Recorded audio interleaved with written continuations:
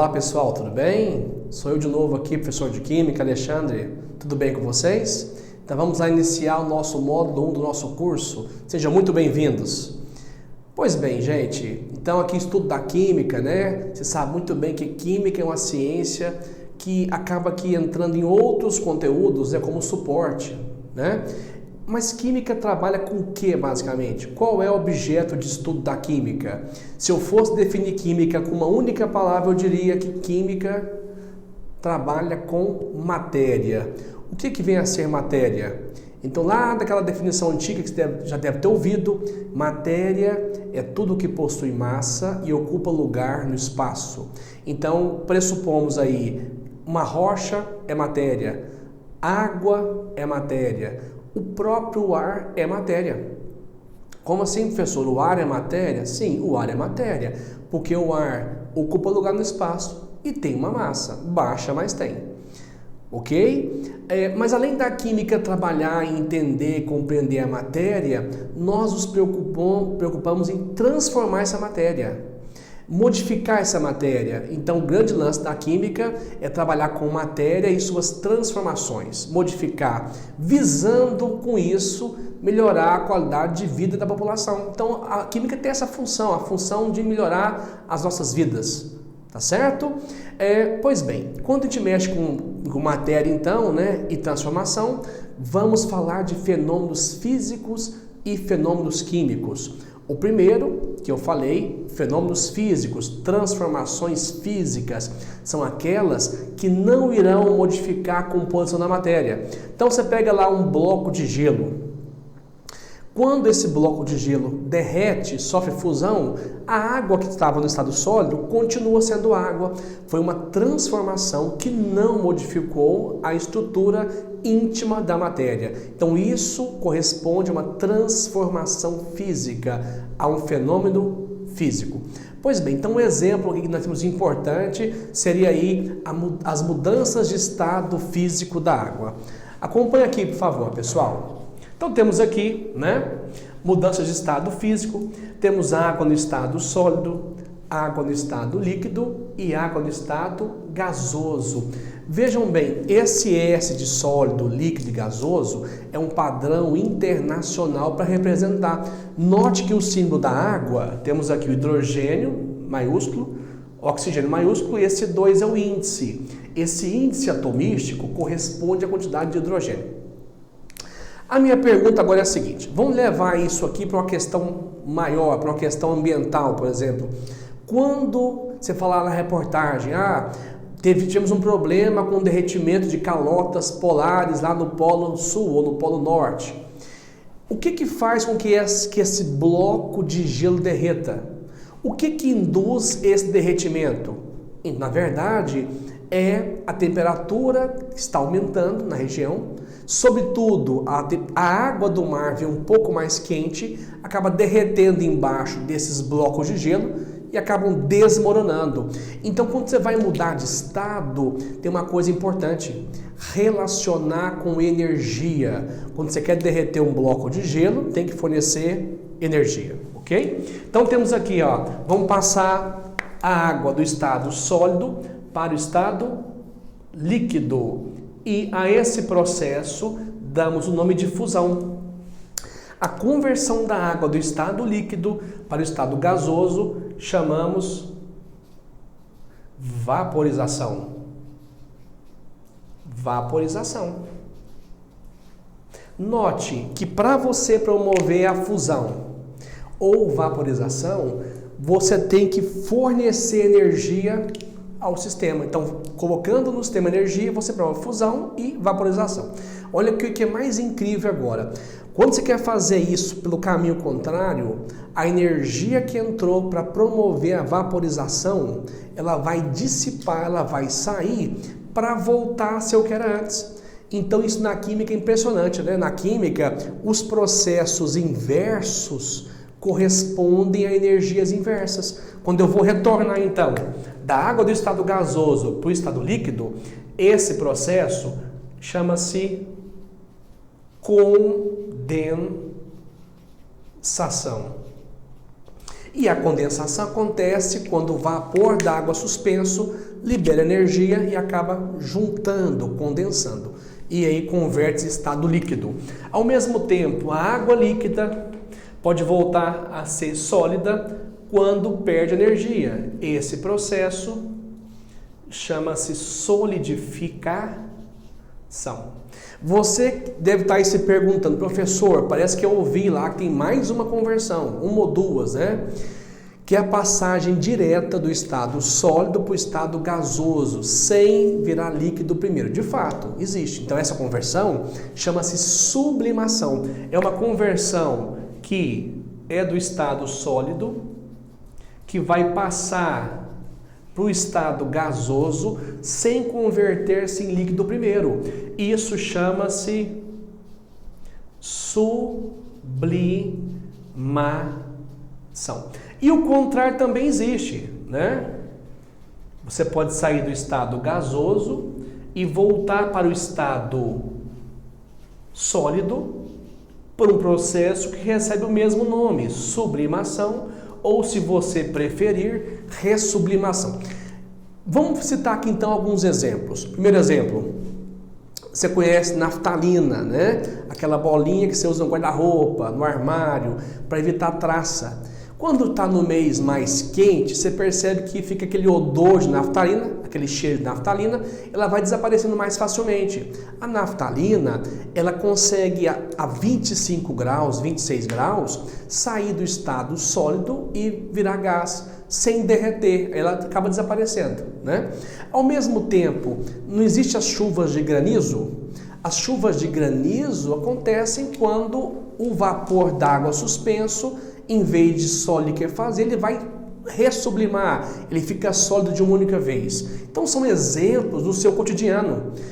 Pessoal, atentem para uma coisa, você tem que ter, eu como professor e você como aluno, tem que tentar pegar isso que eu estou explicando, nós estamos estudando, e levar para a realidade do seu dia a dia, levar para o seu cotidiano. Mais um exemplo, você conhece gelo seco, né? Já viu aí, o pessoal faz drink, tem também boate, show, aquela fumaça que sai toda, aquilo é o gelo seco. O gelo seco nada mais é do que gás carbônico sob pressão e muito frio. Quando você pega aquela pedra de gás carbônico e retira e põe no ambiente, ela solta aquela fumaça, ela sublima, ela sofre sublimação. Combinado? Ok? Então, continuando a nossa aula, isso aqui é um gráfico importante. Esse gráfico está relacionado à mudança de estado. Quando eu falo em patamar, você associa patamar com degrau. Combinado? Então, acompanhe aqui. Nós temos aqui um gráfico que temos a temperatura em função do tempo. Esse tempo aqui, no caso, pode estar expresso em minuto, segundo ou hora. Nesse caso aqui, nós vamos trabalhar com minuto. E a temperatura, nesse caso, está expresso em grau Celsius. Aqui temos dois degraus, temos dois patamares. O primeiro corresponde à temperatura de fusão.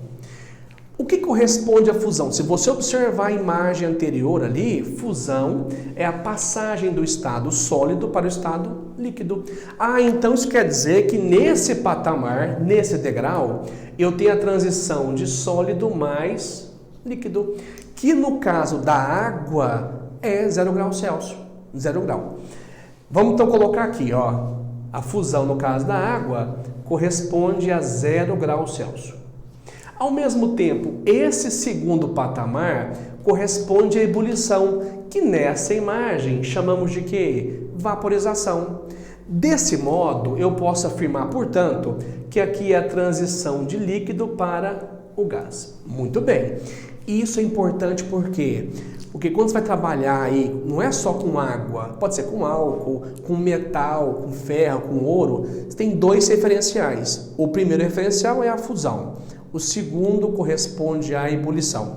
O que acontece é que a ebulição da água a 1 atm, a 1 atmosfera, aqui no caso é o ponto de ebulição, que para a água corresponde a 100 graus. Isso quer dizer o quê? Isso quer dizer que com valores entre 0 e 100, teremos a água no estado líquido. Com valores inferiores a 0 grau, teremos a água no estado sólido. E com valores superiores a 100, água no estado gasoso. Então esse gráfico aqui corresponde ao gráfico do aquecimento das propriedades de mudança de estado da água. Vamos trocar então um exemplo. Vamos tirar a água, vamos pegar o sal de cozinha. O sal de cozinha dá para derreter aquecendo? Sem dúvida, não é fácil, mas dá, né? Se você pegar o sal de cozinha, pegar um maçarico, colocar sobre ele, ele vai chegar ali a 800 graus, ele derrete. Então, o sal de cozinha pode derreter, assim como o ferro derrete, como o chocolate derrete, como o ouro pode derreter. Ao derreter, isso aí corresponde ao seu ponto de fusão, que são 800 graus. Agora a pergunta é, esse sal de cozinha também pode ferver? Sem dúvida. É só você aquecer de 800 para 1490 graus, você vai ter o sal de cozinha entrando em ebulição.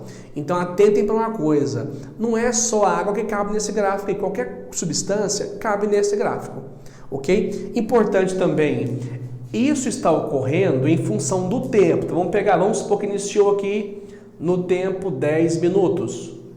E a conclusão da fusão foi em 20 minutos. Você pode afirmar, portanto, que a variação do tempo aqui são de 10 minutos. Ou seja, nesse caso, nesse gráfico, a fusão ocorreu de modo completo no intervalo de tempo de 10 minutos.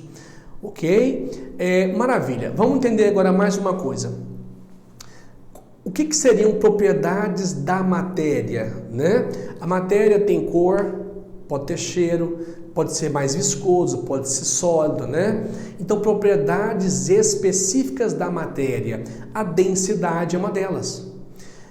Perceba, quando você fala assim, a reportagem lá, não se deve jogar óleo nem na pia, nem no solo, porque o óleo é um contaminante. Óleo de cozinha, óleo diesel, né, solventes não devem ser descartados no ambiente. Por quê? Porque esses compostos, muitas das vezes, não dissolvem água. É o caso do óleo. Se eu pego óleo e água, não mistura, não dissolve em água. E como o óleo de cozinha, ou óleo diesel, ou querosene, etc., ou gasolina, tem densidade menor que a água, ficarão sobre a água. Isso quer dizer o quê? Que você vai ter uma lâmina de óleo sobre o leito de um rio, por exemplo. Isso, para a questão ambiental, é terrível. Então, a densidade vai definir se o composto vai ficar mais em cima ou vai ficar mais embaixo. Vamos comparar aqui, então, dois compostos importantes do seu cotidiano. Então, temos aqui a densidade. A densidade, pessoal, é uma relação matemática. Você vai pegar a massa da substância e vai dividir pelo seu volume. Então, é uma relação matemática, né? Então, temos a matemática como ferramenta para calcular aí propriedades da matéria, dentre elas a densidade. Água, olha que incrível. A água, para cada 1000 gramas de água, você vai ter um volume de 1000 centímetros cúbicos. Deve estar aí se perguntando, né, professor, o que é esse volume? Então, vou traduzir para vocês aqui, acompanha.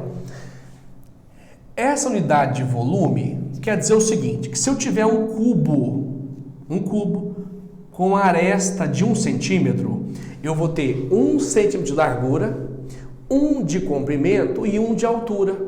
Isso dá um volume de 1 centímetro cúbico. Se eu for jogar nessa caixa, nesse cubo, volume, aqui dentro dessa caixa que corresponde a 1 centímetro cúbico, aqui dentro cabe 1 mililitro, 1 ml.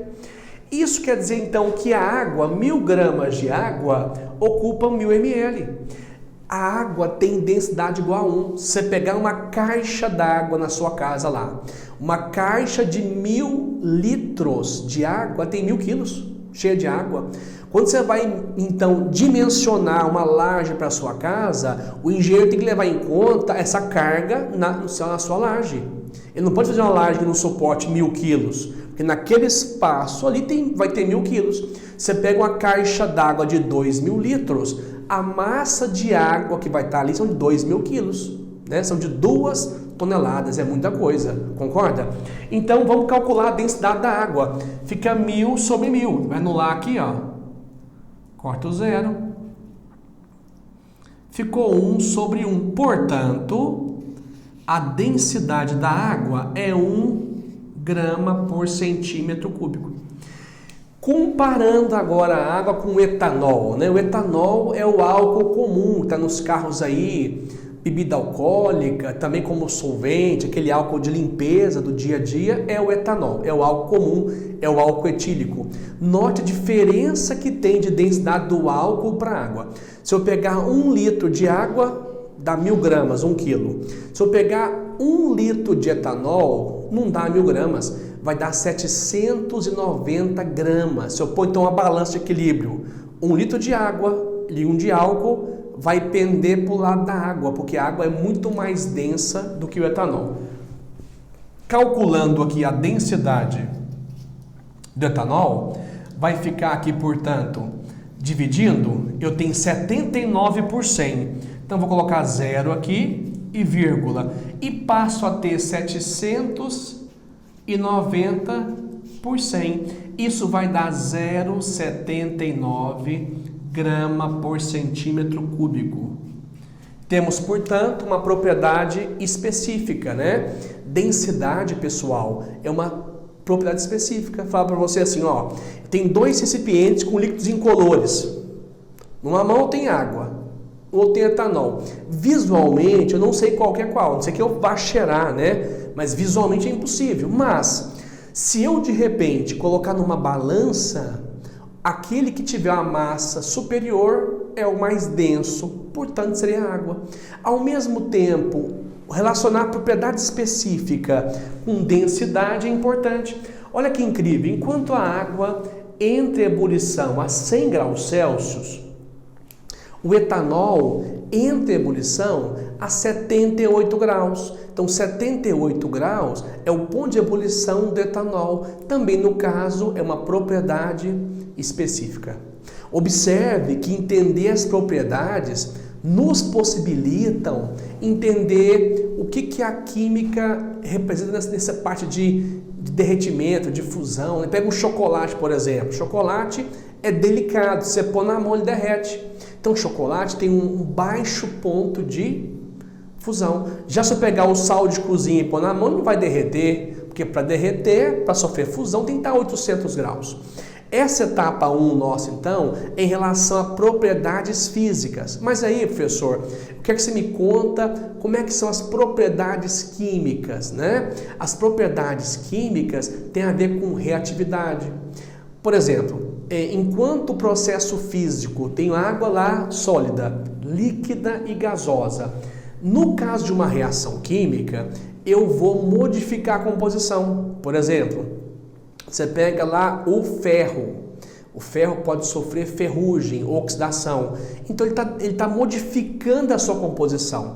E aí o grande lance é o seguinte: como é que eu posso perceber se a modificação, se a transformação é física ou é química? É simples. Quando a transformação estiver relacionada à mudança de estado, corresponde a um processo físico. Quando for uma reação mudar de cor, houver formação de bolhas, houver alguma coisa precipitar, ou quando você juntar, houver um aquecimento, houve uma reação química. Quando você pega, por exemplo, sabão em pó, põe na mão molhada e fecha, fica quente, fica morno. Esse aquecimento denota que houve uma reação química. Então é isso aí, pessoal. Ó, muito obrigado pela atenção de vocês. Fico muito feliz com a sua participação no nosso curso. Um grande abraço e até a próxima.